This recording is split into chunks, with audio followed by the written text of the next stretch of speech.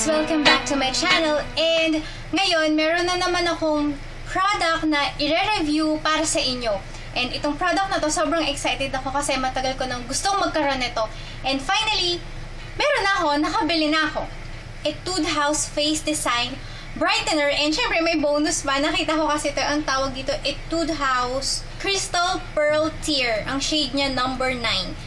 So, yun. Ito, matagal ko na talagang gustong magkaroon nito. Kaso kasi, nangihinayang ako. Parang, feeling ko kasi mahal siya. Kaya, yun, matagal bago ako nakabili. And, yun nga, nung nalaman ko na meron silang, na merong discount na 20% off. So, yun, nagmadali na talaga ako. Pumunta na talaga ako sa Etude House para i-purchase to. Mamaya na tong isa. Unahin muna natin tong Face Design Brightener. So, ito ay highlighter. Dalawang klase yung shade nito. Isa yung pinkish. Ito yung hindi pink. Yung shade niya, ano ba to? Wannabe. Ang alam ko, wannabe. Ayun. Wannabe face. So, yun. Ito yung box niya. So, nakalagay dito, Face Design Brightener. Etude House. So, di ba ang cute niya nung box niya? Kahit yung box niya, ang cute eh. Parang pang ano, pang princess. Parang yung ganun. Ang ganda. So, ito yung likuran. So, nakalagay sa likod. Ayan. Parang dinescribe niya na pwede daw siyang ilagay dito sa T-zone. Yung highlighter, pero ako hindi ko ginagawa kasi nagmumukhang oily lang lalo yung face ko kasi oily yung face ko. Okay, dito, ayan dito. Ayun, yun, mahilig ako maglagay dito ng highlighter. So, nakalagay dito, Etude House Face Design Brightener Wannabe Face. This baked highlighter formulated with a unique blend of soft, shimmering champagne pearl powder illuminates the complexion for a celebrity-like glow. Ito yung compact niya. Ito siya.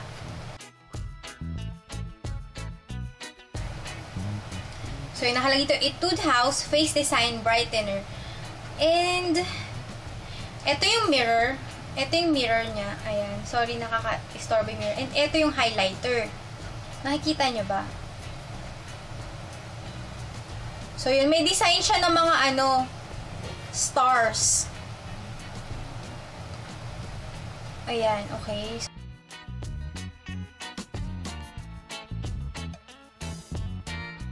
9 grams. So, marami-rami rin siya. Parang kasing dami na rin siya ng face powder. 9 grams eh. 9 grams siya.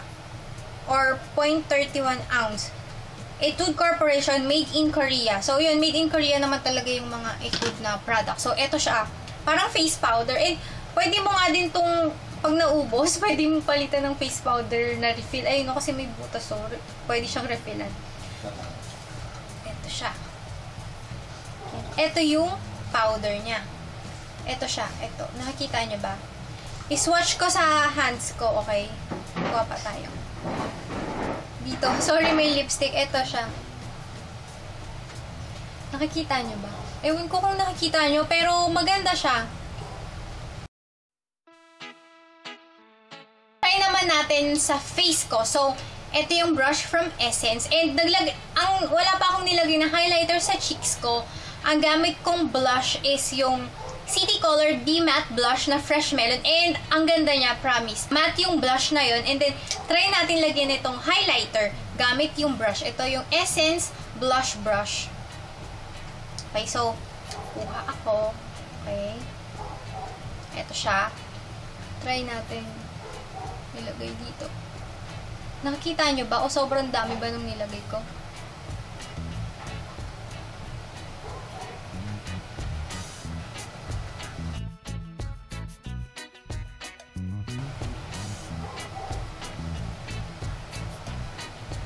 Okay. Nakikita nyo ba? Ang ganda! Ang ganda! Maganda siya. Nakikita nyo ba? Ang ganda niya. Naging shimmery yung blush, pero yung shimmer niya, pino yung glitters niya, and yun, maganda siya. Nagustuhan ko yung highlighter niya. Dalawa yung color nito, meron yung isa parang color pink, pero kasi, diba, pwede naman akong gumamit ng pink na blush, kagaya ngayon. Eh, ito kasi, itong color na ganito, pwede kong magamit sa kahit anong klaseng blush, and kahit anong klaseng makeup, kaya ito yung kinuha ko. And, tignan nyo yung pagkakaiba ng kabilang cheeks ko sa wala. And yung meron. So, kayo na yung bahalang mag-judge. Pero, ang ganda niya as a highlighter. Overall, nagustuhan ko tong, ano na to, itong highlighter highlighter na to and hindi ako nagsisi na binili ko siya. As in, yun nga lang, medyo pricey siya. Ang mahal niya, 628 pesos para lang sa highlighter na to. Next product naman na i-review ko is Etude House din. Ito ngayon ko lang to matatry talaga. Ngayon ko lang to mabubuksan. Ito yung Crystal Pearl Tear. Ang shade niya is number 9. So, ito nga ay 298 pesos. Pero nabili ko na lang siya ng 238 pesos and 40 centavos. So, ito siya. So, ito ngayon ko palang ito mau-open. Ay, by the way pala, natanggal ko na siya. Pero ngayon ko palang talaga siya totally mau-open. Yung pang-sealed niya, scotch tape lang yung ginamit. Siguro wala talaga siyang sealed. Nilagyan lang talaga siya ng scotch tape. Open natin. Ito siya. Pero, ang pinaka-sealed niya is ito. Yung parang may sticker dito. Nakikita nyo ba? Ayun, may parang sticker doon. So, yun. Dito daw siya ino-open. Meron siyang, ayun, ganun. Yung parang hawakan para matuklap mo siya. So, open natin. Ito, siguro palagi ko, maganda to pang highlight ng eyes. Yung product, kasi may butas eh. Nakikita nyo ba yung butas? Ito siya. Ang ganda, diba?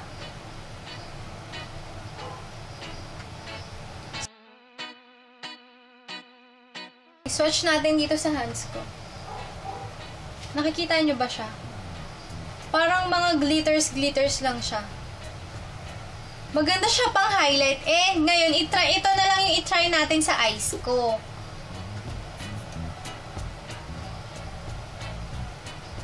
Wow, ang kintab niya. Naparaming lagay ko. Pero nakita nyo ba? Ang kintab, diba? Nakikita nyo ba?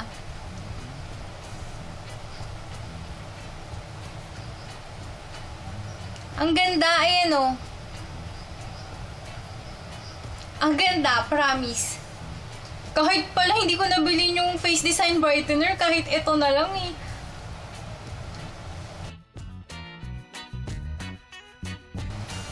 Ilagay natin dito sa cheeks ko, kunyari highlight siya. Tapos dito. Ang dami. Blend natin. Ito siya. Nakikita nyo ba? And ito yung face design brightener. So, sa kanilang dalawa, pwede pa ba isuli? Ayan, yun yung pangit sa kanya kasi sayang yung sinalin ko, meron pa rin siya. And, paano ko siya isusuli? Ay, ang liit nung pinaka-ano niya. Hayaan mo na nga siya dyan. So, yun yung cons sa kanya. Ayun, nakikita nyo din, maraming lumilipad na glitters. Yun yung pangit sa kanya kasi yung glitters niya, makalat, masyadong messy yung packaging na to. Medyo masyado siyang messy and maraming product na masasayang kapag disalin. Parang ano siya yung roll-on na glitters. Ang ganda niya kasi ang ganda niya pang highlight. Maganda siya sa inner corners ng eyes. Ito. Tsaka yung pagkakaiba nilang dalawa, yung face design brightener, sobrang pino nung shimmer niya. As in, hindi siya yung sobrang shimmery, pero hindi rin siya yung sobrang wala. As in, tamang-tama lang. Parang right lang yung amount ng shimmer na binibigay sa face mo. And yun, maganda yung dating nitong face design brightener. Ang cons lang, ang mahal, 628 pesos yung regular price. Kung ikaw naman ay halimbawa a-attend ka ng party, malamang pwede to. Ito yung gamitin mong highlighter and ang ganda nung dating niya, ang ganda nung shimmer niya.